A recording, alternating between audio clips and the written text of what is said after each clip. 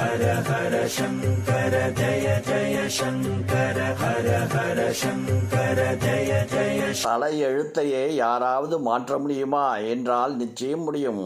இறைவனாலும் முடியாதே என்று சொல்லக்கூடியவர்கள் உங்கள் எண்ணங்களை மாற்ற வேண்டிய நேரம் இது. ஒவ்வொரு மனிதனும் அவனுடைய இக்கட்டான சூழ்நிலைகளில் எல்லாம் என் தலையெழுத்து என்று வருத்தப்பட்டோ அல்லது கோபப்பட்டோ சொல்வதுண்டு. ஆனால் அவர்களுக்கு சந்தோஷம் வரும் நேரத்தில் ஒரு முறை கூட ஒருவர் கூட இத்தகைய நற்பலனை பெறுவதற்கு நான் என்ன புண்ணியம் செய்தேன் என்று கேள்வி எழுப்புவதில்லை. பொதுவாக மக்கள் இதுபோன்ற துயரங்கள் தாக்கும் சமயத்தில் நமது தலையெழுத்துக்கு கடவுளையும் மற்ற ஜீவராசிகளையும் குற்றம் கூறுவார்களே தவிர நமது கடந்த கால செயல்கள்தான் அதற்கு முக்கிய காரணம் என்பதை புரிந்து உணர்வது அரிதாகத்தான் உள்ளது. ஒருவரின் தலையெழுத்து என்பது அவனின் ஆசைகள், அவனது கடந்த கால செயல்கள், இயற்கையின் செயல்பாடு, கர்ம வினைக்கான காலம் போன்றவற்றை மட்டுமன்றி வேறு சில காரணங்களுடன் கூடி பின்னி பிணையப்பட்ட ஒரு சிக்கலான முடிச்சு என்றே கூற வேண்டும்.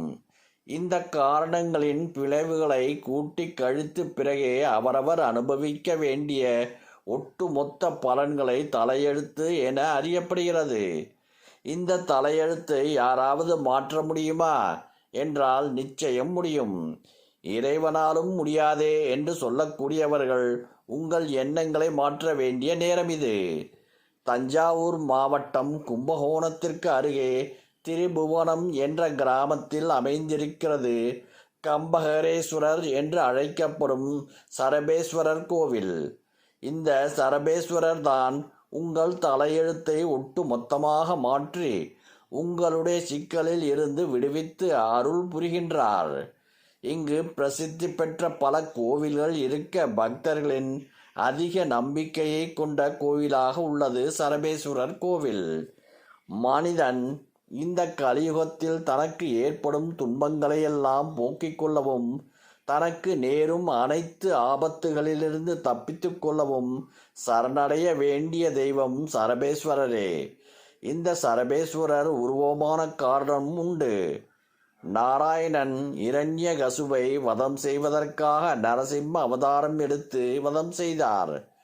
ஆனாலும் ஆத்திரம் அடங்காது திமிரிக் கொண்டிருந்த நரசிம்மனின் உக்கிரகத்தை தணிப்பதற்காக அவரை விட உக்கிரகமாக வெளிப்பட்ட சிவபெருமானின் வடிவமே சரபேஸ்வர வடிவமாகும். சரபேஸ்வரின் உருவமானது மனிதன், பறவை, மிருகம் மூன்றும் சேர்ந்த கலவை. அதிலும் தங்க நிற பறவையின் உடலும் இறக்கை இரண்டும் மேல் தூக்கிய நிலையில் 4 கால்கள் கீழ் நோக்கியும் 4 கால்கள் மேல் நோக்கியபடியும் வால் மேல் தூக்கியபடியும் தெய்வத்தன்மை கொண்ட மனித தலையும் சிங்க முகமும் கொண்டு விசித்திரமாக அருள் பாவிக்கின்றார். பத்யங்கரா என்றும் சூரினி தேவி ஆகியோர் இருவரின் சக்திகளாய் விளங்குபவர்கள். சரபேஸ்வரின் நெற்றிக் கண்ணிலிருந்து பிரத்யங்கரா தேவி தோன்றி நரசிம்மரின் உக்கிரகத்தை அடக்கியதாக புராணங்கள் கூறுகின்றன. மேலும் சரபேஸ்வரரின் சக்தியை பற்றி லிங்க புராணம் குறிப்புகளும் குறிப்பிட்டுள்ளது. அதன்படி இவர் நரசிம்ம கர்வ பஞ்சக மூர்த்தி என்றும் அழைக்கப்படுகின்றார். சரணாகதியின் மகத்துவம் தெரியுமா?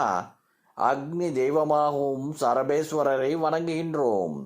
நம்மை பாதுகாக்க நம் கண்களுக்கு புலப்படாத எதிரிகளை அழித்து அபயமளிப்பவர். இவரை வேண்டி வணங்கினால் அனைத்து துன்பங்களிலிருந்து தப்பித்து விடலாம்.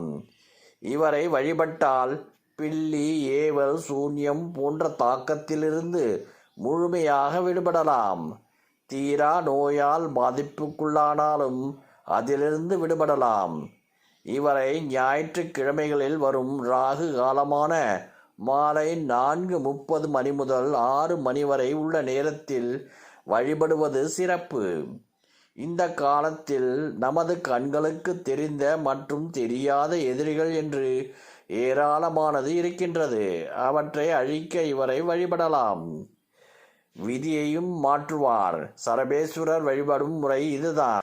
எந்த செயல் செய்தாலும் வெற்றி கிடைக்க வேண்டுமென்றால் உடல்நிலை சரி செய்யவும் அவரை வழிபடலாம். அதோடு தரித்திரங்கள் நீங்கவும் இவரை வழிபடலாம். இவரின் சக்திகளான பிரித்யங்கரா தேவியை வணங்கினால் நமக்கு வரவிருக்கும் ஆபத்து நீங்கும். இன்னொரு சக்தியான சூலினி துர்க்கையின் அம்சத்தை பெற்றிருப்பதால் அனைவரின் நலம் காப்பாள் என்பதால் நாம் செய்யும் காரியங்கள் தடைபட்டால் இவளை வழிபடலாம். இப்படி நமது தலை விதியை மாற்றும் வல்லமை படைத்த சரபேஸ்வரரை வழிபட்டு வளமாய் வாழ்வோம். ஹர ஹர சங்கர ஜய ஜய சங்கர ஹர ஹர சங்கர ஜய ஜய